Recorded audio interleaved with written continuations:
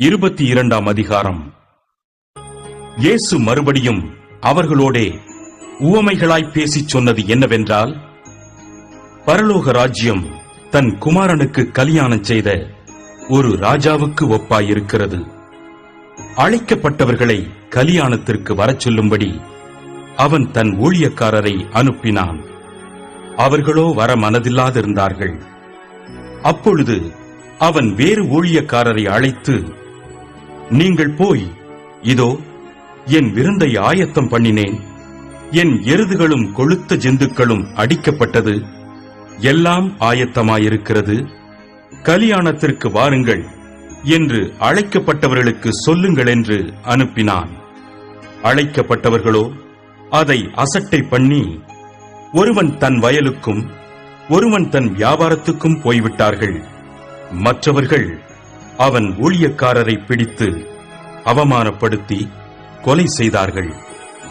ராஜா அதை கேள்விப்பட்டு கோபமடைந்து தன் சேனைகளை அனுப்பி அந்த கொலைபாதகரை அழித்து அவர்கள் பட்டணத்தையும் சுட்டெரித்தான்.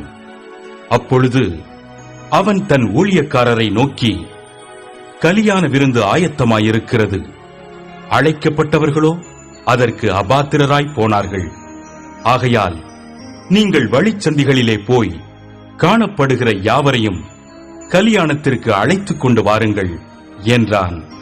அந்த ஊழியக்காரர் புறப்பட்டு வழிகளிலே போய் தாங்கள் கண்ட நல்லார் பொல்லார் யாவரையும் கூட்டிக் கொண்டு வந்தார்கள். கல்யாண சாலை விருந்தாளிகளால் நிறைந்தது. விருந்தாளிகளை பார்க்கும்படி ராஜா உள்ளே பிரவேசித்த போது கல்யாண வஸ்திரம் தரித்திராத ஒரு மனுஷனை அங்கே கண்டு, சிநேகிதனே, நீ கல்யாண வஸ்திரமில்லாதவனாய் இங்கே எப்படி வந்தாய் என்று கேட்டான். அதற்கு அவன் பேசாமல் இருந்தான். அப்பொழுது ராஜா பணிவிடைக்காரரை நோக்கி, இவனை கையுங்காலம் கட்டிக்கொண்டு போய் அழுகையும் பற்கடிப்பும் உண்டாயிருக்கிற புறம்பான இருளிலே போடுங்கள் என்றான். அந்தப்படியே அழைக்கப்பட்டவர்கள் அநேகர், தெரிந்து கொள்ளப்பட்டவர்களோ சிலர் என்றார். அப்பொழுது பரிசேயர் போய் பேச்சிலே அவரை அகப்படுத்தும்படி யோசனை பண்ணி தங்கள் சீஷரையும் ஏரோதியரையும் அவரிடத்தில் அனுப்பினார்கள்.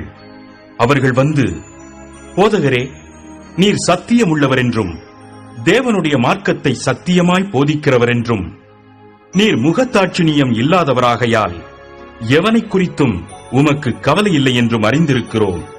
ஆதலால் உமக்கு எப்படி தோன்றுகிறது? ராயனுக்கு வரி கொடுக்கிறது நியாயமோ அல்லவோ? அதை எங்களுக்கு சொல்லும் என்று கேட்டார்கள். இயேசு அவர்கள் துர்க்குணத்தை அறிந்து, மாயக்காரரே, நீங்கள் என்னை ஏன் சோதிக்கிறீர்கள்? வரிக்காசை எனக்கு காண்பியுங்கள் என்றார். அவர்கள் ஒரு பணத்தை அவரிடத்தில் கொண்டு வந்தார்கள்.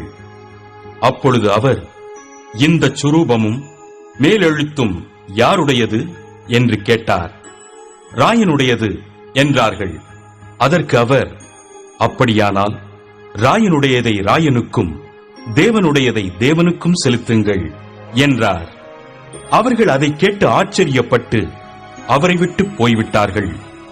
உயிர்த்தெழுதல் இல்லை என்று சாதிக்கிற சதுசேயர் அன்றைய தினம் அவரிடத்தில் வந்து, போதகரே, ஒருவன் சந்தானம் இல்லாமல் இறந்து போனால் அவனுடைய சகோதரன் அவன் மனைவியை விவாகம் பண்ணி தன் சகோதரனுக்கு சந்தானம் உண்டாக்க வேண்டும் என்று மோசே சொன்னாரே. எங்களுக்குள்ளே சகோதரர் 7 பேர் இருந்தார்கள். மூத்தவன் விவாகம் பண்ணி மரித்து சந்தானம் இல்லாததினால் தன் மனைவியை தன் சகோதரனுக்கு விட்டுவிட்டு போனான். அப்படியே 2ஆம் 3ஆம் சகோதரன் முதல் 7ஆம் சகோதரன் வரைக்கும் செய்தார்கள். எல்லாருக்கும் பின்பு அந்த ஸ்திரீயும் இறந்து போனாள். ஆகையால் உயிர்த்தெழுதலில் அவ்7 பேரில் எவனுக்கு அவள் மனைவியாயிருப்பாள்? அவர்கள் எல்லாரும் அவளை விவாகம் பண்ணியிருந்தார்களே என்று கேட்டார்கள். இயேசு அவர்களுக்கு பிரதியுத்தரமாக, நீங்கள் வேத வாக்கியங்களையும் தேவனுடைய வல்லமையையும் அறியாமல் தப்பான எண்ணம் கொள்ளுகிறீர்கள். உயிர்த்தெழுதலில் கொள்வனையும் கொடுப்பனையும் இல்லை. அவர்கள் பரலோகத்திலே தேவதூதரைப் போல் இருப்பார்கள். மேலும் மரித்தோர் உயிர்த்தெழுதலை பற்றி, நான் ஆபிரகாமின் தேவனும் ஈசாக்கின் தேவனும் யாக்கோபின் தேவனுமாயிருக்கிறேன் என்று தேவனால் உங்களுக்கு உரைக்கப்பட்டிருக்கிறதை நீங்கள் வாசிக்கவில்லையா? தேவன் மரித்தோருக்கு தேவனாயிராமல் ஜீவனுள்ளோருக்கு தேவனாயிருக்கிறார் என்றார். ஜனங்கள் இதை கேட்டு அவருடைய போதகத்தை குறித்து ஆச்சரியப்பட்டார்கள். அவர் சதுசேயரை வாயடைத்தார் என்று பரிசேயர் கேள்விப்பட்டு அவரிடத்தில் கூடி வந்தார்கள். அவர்களில் நியாயசாஸ்திரி ஒருவன் அவரை சோதிக்கும்படி, போதகரே, நியாயப்பிரமாணத்திலே எந்த கற்பனை பிரதானமானது என்று கேட்டான். இயேசு அவனை நோக்கி, உன் தேவனாகிய கர்த்தரிடத்தில் உன் முழு இருதயத்தோடும் உன் முழு ஆத்துமாவோடும் உன் முழு மனதோடும் அன்பு கூறுவாயாக. இது முதலாம் பிரதான கற்பனை.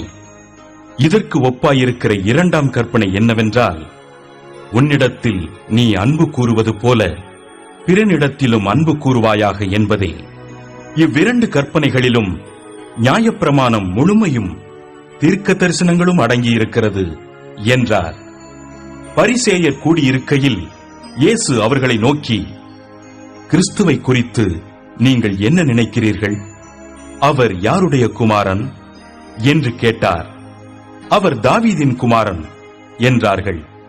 அதற்கு அவர், அப்படியானால் தாவீது பரிசுத்த ஆவியினாலே அவரை ஆண்டவர் என்று சொல்லி இருக்கிறது எப்படி?